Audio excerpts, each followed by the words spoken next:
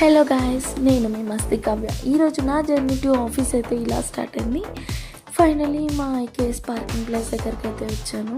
ఇంకా cab దిగంగానే lift దగ్గరికి అయితే వెళ్ళాలి కదా. ఇంత దూరం వచ్చాక ఆఫీస్ పైకి వెళ్ళకపోతే బాగుంటుందా, సరే అని చెప్పి 4th ఫ్లోర్ అయితే ప్రెస్ చేశాను. ఈ అయితే వచ్చింది. ఇంకా ఫైనలీ ఆఫీస్ లోపలికి అయితే ఎంటర్ అయిపోయామన్నమాట. ఇంకా మా బ్యాగ్స్ అన్నీ లాకర్స్లో సేఫ్గా పెట్టుకోవాలి కాబట్టి లాకర్స్ దగ్గరికి అయితే వచ్చాము. చాలా సెక్యూర్ అనమాట. ఈలోపు కడుపులో బాగా గోకుతుందని చెప్పి క్యాఫ్టేరియా దగ్గరికి అయితే వెళ్ళాము. ఏమన్నా ఆర్డర్ పెట్టుకొని తిందామని చూస్తే చాలామంది పబ్లిక్ ఉన్నారు. ప్లేస్ దొరకదేమో అనుకున్నాం కానీ బట్ ప్లేస్ అయితే దొరికింది.